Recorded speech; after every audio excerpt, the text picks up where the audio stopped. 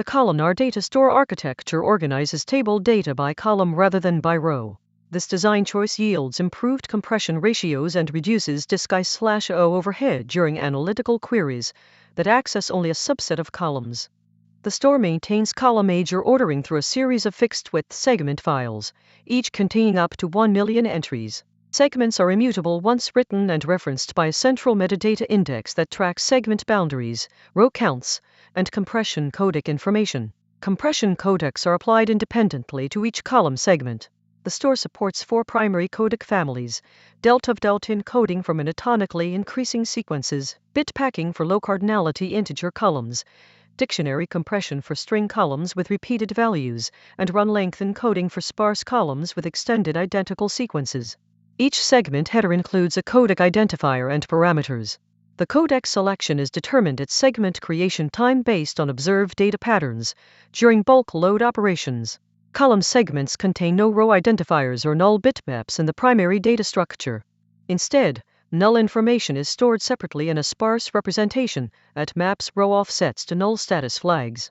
This separation reduces memory overhead for dense columns. When a column segment is queried, null check operations consult the bitmap structure in parallel with the column data access. Null bitmap segments follow identical compression rules as value columns and are subject to the same lifecycle policies. Segment indexing employs a 2-level structure consisting of segment metadata blocks and intra-segment Bloom filters. The metadata block for each segment records minimum and maximum values for the contained column data, enabling coarse-grained segment elimination during query planning. Bloom filters provide a second layer of filtering for equality and set membership predicates. These filters are constructed with a fixed false positive rate of 0.01% and consume approximately 1 byte per distinct value in the segment. The write buffer accumulates incoming row inserts before flushing to a new segment file. Write operations append rows to an in-memory columnar structure organized as a series of fixed-size buffers, 1 per column. When the write buffer reaches a configurable threshold, typically set to 50,000 rows or 10 megabytes in memory, the accumulated data is encoded and written to disk. The flush operation is synchronous with respect to the culling transaction and updates the metadata index upon successful completion. Segment lifecycle management includes creation, read-only persistence, and eventual compaction or deletion. Newly written segments are immediately available for query execution. The store tracks segment age and access frequency through a monotonically increasing sequence number and query counters. Segments that have not been accessed within a specified retention window become candidates for compaction. Compaction merges multiple small segments into larger consolidated segments, while maintaining data, ordering and updating all index references. Dictionary compression for string columns maintains a separate dictionary segment alongside the encoded data. The dictionary maps integer identifiers to canonical string values. The data segment contains only the integer identifiers as variable length encoded offsets. During query execution, string comparisons are performed against the dictionary before accessing the identifier segment. Dictionary updates are not supported. Recompression is required to modify encoded strings, which involves rebuilding the dictionary and re-encoding all dependent segments. Query execution against columnar segments involves a projection phase followed by a filtering phase. The projection phase identifies which segments contain the requested columns and loads the necessary metadata blocks. The filtering phase evaluates predicates against segment-level statistics and Bloom filters first, deferring actual column access to segments that cannot be eliminated. Vector operations are applied to loaded column data in cache-resident chunks. Result materialization occurs only after all filtering and transformation steps have completed. Memory mapping strategy balances direct file access with explicit buffering. Segment files are typically memory mapped on systems with sufficient virtual address space. The operating system page cache handles prefetching based on observed access patterns. For very large segments that exceed available virtual address space, the store falls back to explicit pre-add operations with application-level caching. The decision between mmap and pre-add is determined at segment load time based on segment size and system configuration parameters. The metadata index maintains mappings from table and column identifiers to the set of active segments.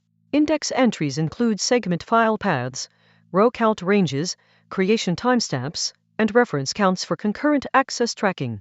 Updates to the metadata index are guarded by a single writer lock, serializing segment addition and removal operations. Read access to the index uses copy-on-write semantics to ensure query consistency without blocking concurrent index updates.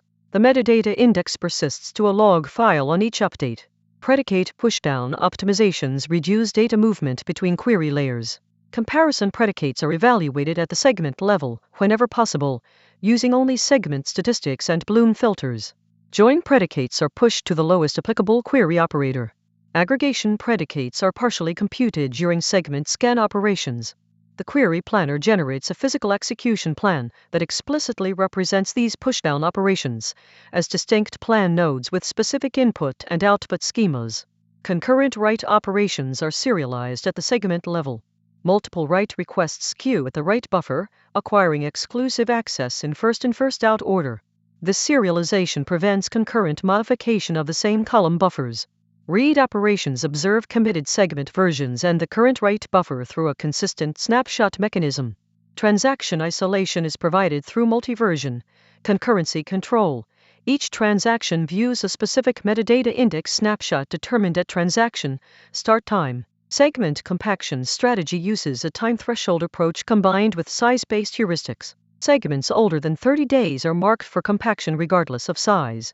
Segments younger than 7 days are retained individually unless they exceed count thresholds. The compaction process reads multiple source segments sequentially, applies coordinate transformation to maintain row ordering, writes the merged result to a new segment, and updates all metadata references. Compaction is performed asynchronously by a background scheduler. Bitmap index construction occurs during segment creation for designated columns. Bitmap indexes store 1 bit per distinct column value per row. For columns with cardinality below a threshold, typically 100 distinct values, bitmaps are stored in dense format with 1 bit per row per value. For higher cardinality columns, roaring bitmap compression is applied, which combines array and bitmap representations adaptively based on value density.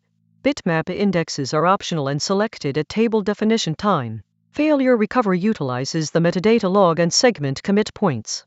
Each segment write includes a commit record in the metadata log containing segment identifiers, row ranges, and codec information. Upon system restart, the recovery process scans the metadata log in reverse chronological order, reconstructing the last consistent metadata state. Any segments referenced in the log but absent from disk are marked as failed. Incomplete segments in the write buffer are discarded, and pending transactions are rolled back. Configuration parameters controlling store behavior include segment size limits, compression codec defaults, compaction thresholds, metadata log rotation intervals, and buffer pool sizes. These parameters are specified in a configuration file parsed at initialization time. Runtime parameter modifications require store restart and are not supported for active sessions. Performance characteristics vary significantly with parameter selection. Conservative defaults prioritize data consistency and recovery guarantees over peak throughput. Tuning guidance is provided in the operations manual appendix.